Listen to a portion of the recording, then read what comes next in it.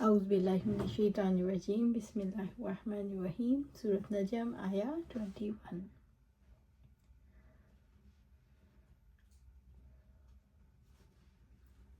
الکم الذکر ولہ الانثی، کیا تمہارے لیے لڑکے ہوں اور اس کے لیے لڑکیاں؟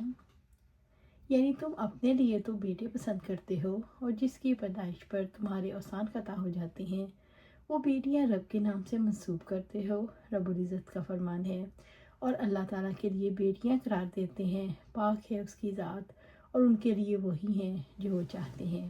اور جب ان سے کسی کو بیٹی کی خوشخبری سنائی جاتی ہے تو اس کا چہرہ سیاہ ہو جاتا ہے اور وہ غم سے بھرا ہوا ہوتا ہے اس خوشخبری کی برائی کی وجہ سے جو اسے دی گئی۔ وہ لوگوں سے چھپتا پھرتا ہے، کیا ذلت کے باوجود ہی اسے رکھ چھوڑے یا اسے مٹی میں دبا دے؟ سن لو، بہت ہی برا ہے جو وہ فیصلہ کرتے ہیں۔ سورۃ نحل آیا 57 سے 59۔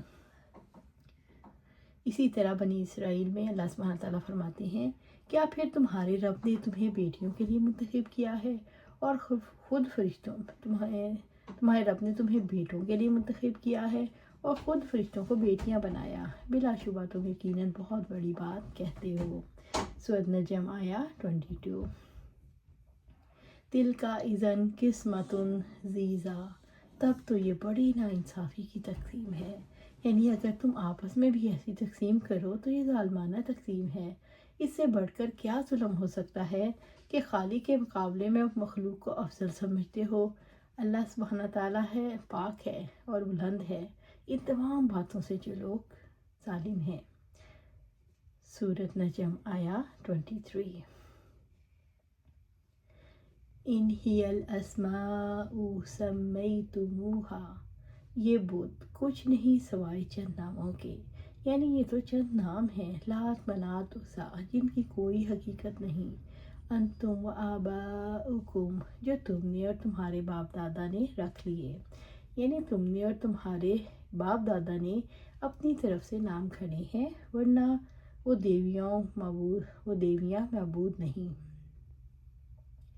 ما انزل اللہ بہا من سلطان، ان کی اللہ تعالیٰ نے کوئی دلیل نازل نہیں کی، یعنی تمہارے مذہب کے اور تمہارے معبودوں کے صحیح ہونے کی کوئی دلیل تمہارے پاس نہیں، اور ہر وہ امر جس پر کوئی دلیل اللہ تعالیٰ کی جانب سے نہ ہو وہ فاسد اور باطل ہوتا ہے، اسے دین نہیں بنایا جا سکتا۔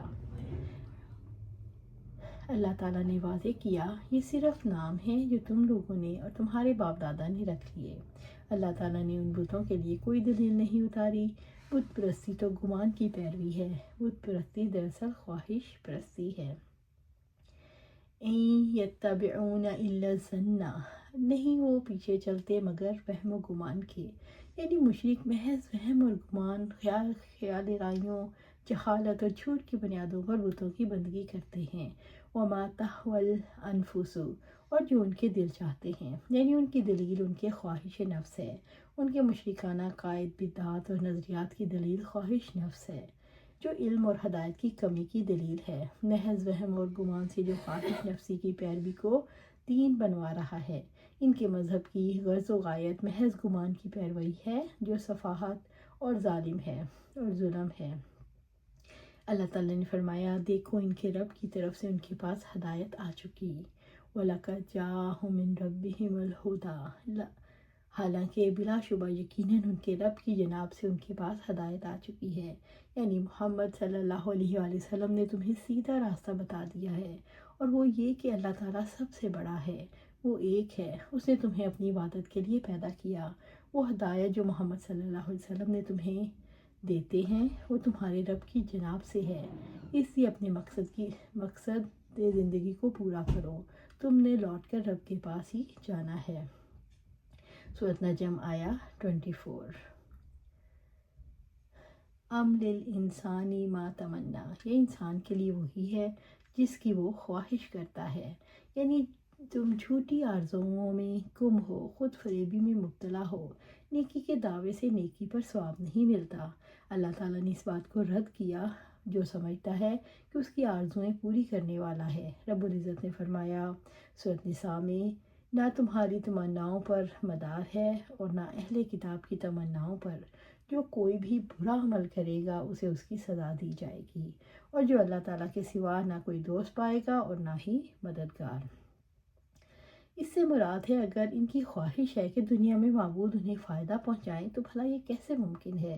اس سے مراد یہ بھی ہے اگر ان کی تمنا ہے کہ آخرت میں ان کی شفاعت کی جائے تو ایسا ممکن نہیں، ان کی چاہت پر شفاعت ہو جائے۔ سورۃ نجم آیا 25۔ فَلِلَّهِ الْآخِرَةُ وَالْأُولَى، سو آخرت اور دنیا تو بس اللہ سبحانہ تعالیٰ ہی کے ہیں، یعنی دنیا اور آخرت کا مالک اللہ سبحانہ تعالیٰ ہی ہے۔ وہ جسے چاہتا ہے عطا کرتا ہے، جسے چاہتا ہے محروم کر دیتا ہے۔ اللہ تعالیٰ کا حکم ان کی آرزوؤں اور خواہشوں کے تابع نہیں۔ تمہاری آرزو یہ ہے کہ تمہارے معبود ایسے ہوں جو تم پر کوئی پابندی نہ لگائیں، تو کیا یہ تمہاری تمنا پوری ہو سکتی ہے؟ کیا تمہیں یہ حق حاصل ہے جسے چاہو معبود بنا لو؟ کیا معبود کے لیے بھی انتخاب ہوگا؟ دنیا اور آخرت میں کلی اختیار اللہ سبحانہ تعالیٰ کے پاس ہے۔ یہ بات اس لیے کہی گئی کہ جس کے ہاتھ میں دنیا اور آخرت کے اختیارات ہیں اس کی چاہت کے مطابق ہی سب کچھ ہوگا۔ تمہارے چاہنے سے کچھ نہیں ہوتا جب تک کہ وہ اللہ سبحانہ تعالیٰ نہ چاہے۔